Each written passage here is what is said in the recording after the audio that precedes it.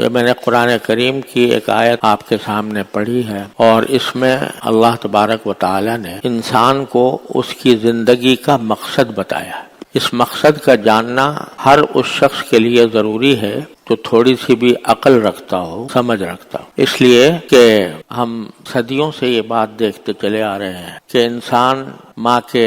پیٹ سے پیدا ہوتا ہے، بچپن کی زندگی گزارتا ہے، جوان ہوتا ہے، بعض اوقات بوڑھا ہو جاتا ہے، لیکن آخر کار اس کو اس دنیا سے جانا ہو۔ اس میں کسی کا اختلاف نہیں، یہاں تک کہ جو لوگ معاذ اللہ خدا کے وجود سے بھی انکار کرتے ہیں، وہ بھی موت سے انکار نہیں کر سکتے۔ پیدائش ہوتی ہے، پیدائش ہونے کے بعد انسان بعض اوقات تو بچپن ہی میں چل بستا ہے، اور بعض اوقات بڑا ہوتا ہے، بڑے ہو کر دنیا سے چلا جاتا ہے۔ اس حقیقت پر اگر غور کیا جائے تو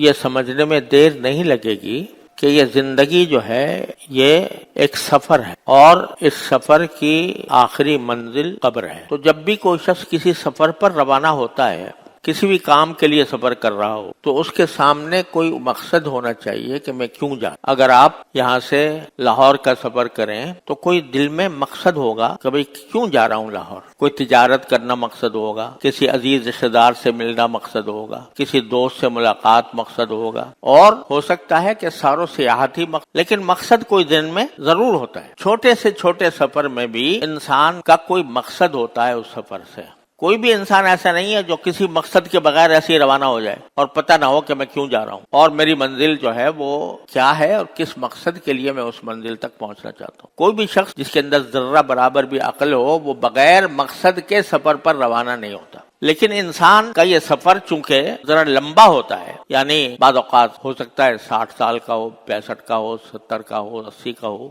تو وہ آدمی ساری زندگی گزارتا رہتا ہے اور یہ ذہن میں نہیں ہوتا کہ میں کیوں زندہ ہوں اور میں کیوں دن رات گزار رہا ہوں، جبکہ آخر مجھے جانا ہے یہاں سے۔ تو کوئی آدمی، اکثر و بیشتر ہم لوگ جب پیدا ہونے کے بعد یہاں کی رنگینیاں دیکھتے ہیں، یہاں کے ضروریات دیکھتے ہیں، یہاں کے مزے دیکھتے ہیں، تو یہ بھول جاتے ہیں کہ ہم کیوں پیدا ہوئے، اور یہ سفر ہمارا یقیناً ختم ہونے والا ہے کسی نہ کسی وقت۔ تو یہاں آنے کا مقصد کیا تھا؟ اب اس آنے کا مقصد ایک صورت تو یہ ہے کہ آپ خود طے کر لیں کہ بھئی تم خود طے کر لو کہ اس زندگی کا مقصد کیا ہے، لیکن خود اس لیے طے نہیں کر سکتے کہ تم اپنے اختیار سے تو نہیں آئے تھے۔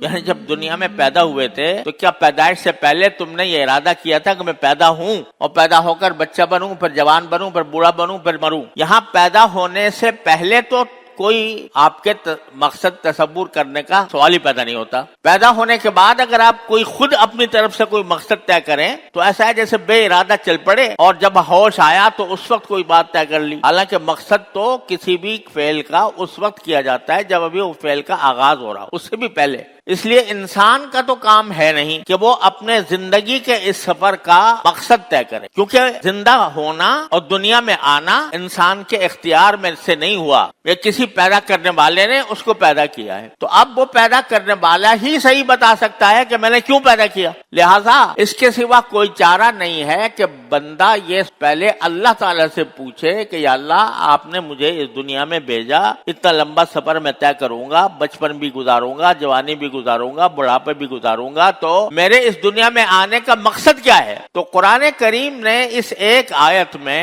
وہ مقصد بتا دیا۔ اللہ تبارک و تعالی جس کے بارے میں ہر مذہب کا انسان یہ مانتا ہے کہ پیدا کرنے والا وہ ہے، چاہے وہ مسلمان ہو، عیسائی ہو، یہودی ہو، ہندو ہو، اس سے کوئی انکار نہیں کر سکتا کہ انسان کو پیدا کرنے والا اللہ ہے۔ تو اللہ تبارک و تعالی بندے کو بتا رہے ہیں کہ میں نے تم کو کیوں پیدا، دنیا میں کیوں بھیجا۔ وہ اس آیت کریمہ میں اللہ تعالی نے بتایا۔ اس کا ترجمہ یہ ہے کہ میں نے انسانوں کو اور جنات کو، کیونکہ جنات بھی اللہ تعالی کی پیدا کیے ہوئے ہیں، ان کا الگ جہان ہے، تو جنات کو اور انسانوں کو میں نے صرف ایک کام کے لیے پیدا کیا۔ ان کی زندگی کا مقصد صرف ایک ہے، اور وہ کیا ہے کہ وہ میری عبادت کریں۔ وَمَا خَلَقْتُ الْجِنَّ وَالْإِنسَ إِلَّا لِيَعْبُدُونَ، میں نے جنات اور انسانوں کو نہیں پیدا کیا مگر اس کام کے لیے کہ وہ میری عبادت کریں۔ इसके लिए पैदा किया। और आगे अल्लाह ताला ने यह भी फरमा दिया मा उरीदु मिनहुम मिन रिज़्क़िन व मा उरीदु अन युतइमून, मैंने उनको इसलिए तो नहीं पैदा किया कि मेरे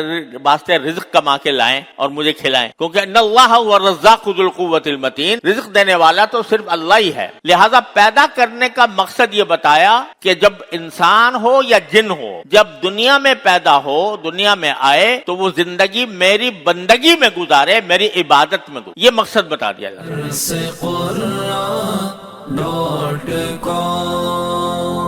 www.darsequran.com